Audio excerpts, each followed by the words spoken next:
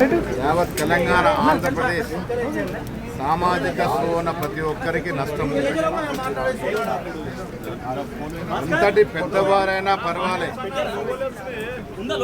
నిర్మోహమాటంగా నిర్భయంగా వార్తలు రాయడంలో ఆయనకాయనే సాటిని నిరూపించుకున్న వ్యక్తి. ఈటీవీలో కానీ పత్రికా రంగంలో కానీ శస్త్ర సంకేతికాన్ని ప్రవేశపెట్టి అధునాతన హంగులతో ముందుకు తీసుకొచ్చిన ఘనత వారిది. రామోజీ ఫిల్మ్ సిటీ ఒక వ్యక్తి నిర్మాణం అంటే ప్రపంచంలోనే చరిత్ర. తెలంగాణ రాష్ట్ర ప్రభుత్వం పక్షాన వ్యక్తం చేస్తూ వారి కుటుంబ సభ్యులందరూ కూడా ప్రగాఢ సానుభూతిని తెలియజేస్తా ఉన్నాం.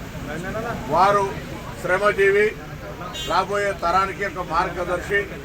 వారి జీవితంలో పడ్డటువంటి శ్రమ ఇంత ఎత్తున అగ్ర భాగాన్ని నిలిపింది. వారి శ్రమ పడ్డటువంటి తీరు ప్రతి ఒక్కరికి కూడా అనుసరణీయం.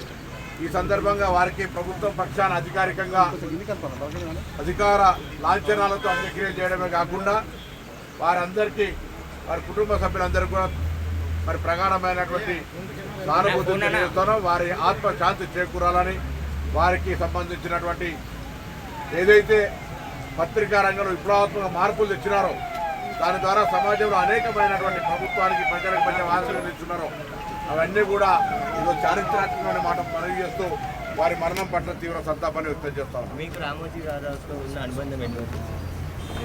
ప్రత్యక్షించి నేరుగా వారి వయసు మా వయసుకు తేడా ఉన్నా అనేక సందర్భాల్లో కలుసుకునేటువంటి అవకాశం కలిగింది.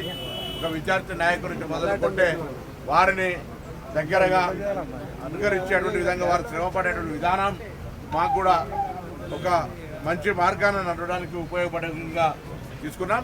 ఏది ఏమైనా సరే అనేకమైనటువంటి అంశాలు ఉన్నప్పటికీ కూడా ఇలా రామోజీరావు గారు శ్రమ అనేటువంటిది శ్రమ పడితే దేన్నైనా అధిగమించడానికి వారు నిదర్శనం.